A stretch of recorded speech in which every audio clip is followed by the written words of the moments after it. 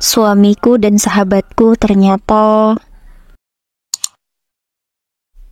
Assalamualaikum warahmatullahi wabarakatuh.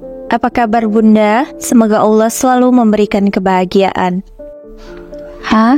Siapa itu? Sepertinya aku kenal.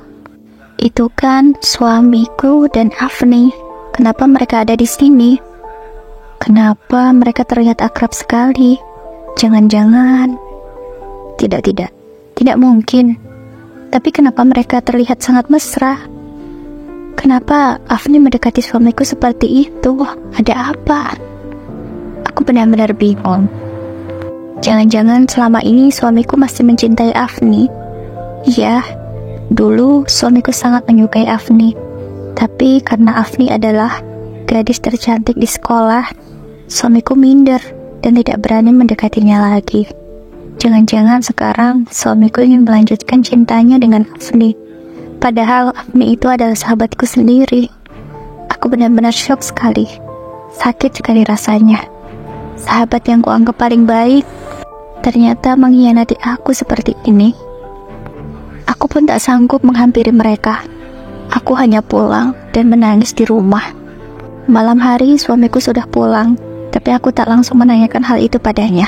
Aku yakin dia akan mengelak dan kami hanya akan bertengkar nantinya. Aku bersikap biasa seolah-olah aku tidak tahu apa-apa. Sekarang aku harus bagaimana? Bagaimana cara aku memperbaiki rumah tanggaku dan memisahkan mereka berdua? Akhirnya hampir setiap hari aku mengajak Afni untuk bertemu. Kami menonton, makan, dan jalan-jalan berdua. Aku berusaha agar Afni dan suamiku tidak sering bertemu, supaya mereka bisa putus nantinya. Setidaknya kalau Afni tidak sendirian dan selalu bersamaku, dia tidak akan bertemu dan berpacaran dengan suamiku. Di saat sedang asik masih makan, aku bertanya pada Afni, "Afni, kamu tahu nggak? Sebenarnya dulu tuh suamiku suka sama kamu. Cuman dia minder. Karena kamu itu banyak yang deketin, dia nggak berani. Akhirnya dia hanya memendam perasaan." "Masa iya sih begitu? Itu kan hanya masa lalu, kamu gak usah pikirin ya." Afni lalu tertawa. Aku tidak tahu kenapa dia tertawa seperti itu. Dia seperti tidak merasa bersalah. Bahkan dia pandai sekali menutupi perselingkuhannya. Benar-benar sangat bersih sekali mereka bermain di belakangku. Sampai di hadapanku pun Afni tidak terlihat gugup, sehingga orang pun tak akan curiga padanya. Tapi aku tak bisa kalian bodohi dan bohongi terus-terusan. Aku sudah tahu rahasia kalian. Aku selalu berusaha mencari celah agar Afni mengakui perselingkuhannya. Tapi tetap saja tidak pernah aku bisa membuat Afni mengaku kalau dia selingkuh dengan suamiku. Hingga beberapa hari kemudian suamiku tidak pulang. Sudah 2 malam dia tidak pulang. Aku tidak tahu dia kemana, nomornya pun juga tidak aktif. Aku sangat panik sekali.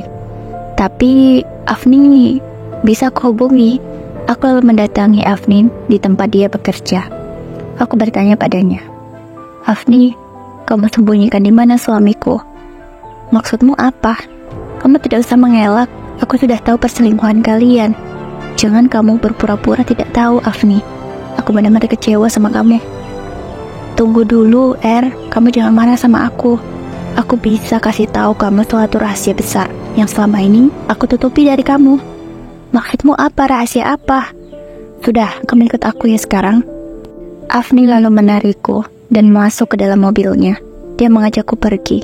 Sepanjang perjalanan, aku selalu bertanya padanya, "Kita mau kemana?" Tapi Afni hanya terdiam dan dia terus menyetir sampai ke tempat tujuan.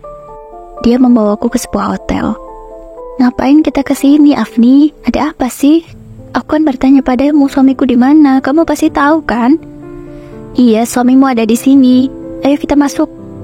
Afni lalu mengajakku dan dia menggenggam tanganku sampai ke sebuah kamar. "Ini kamar siapa? Kenapa kita kesini?" "Kamu nanti akan tahu." Afni lalu mengetuk pintu kamar itu dan dibuka oleh seorang wanita. Aku benar-benar syok. Dari luar aku bisa melihat ada suamiku di sana. Tapi wanita itu siapa? Kenapa mereka berdua ada di hotel?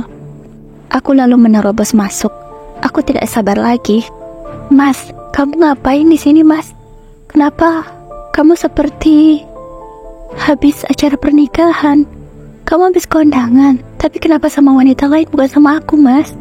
Kenapa kamu 2 malam tidak pulang? Aku bertanya pada suamiku bertubi-tubi. Dia hanya terdiam. Lalu dia berlutut dan meminta maaf.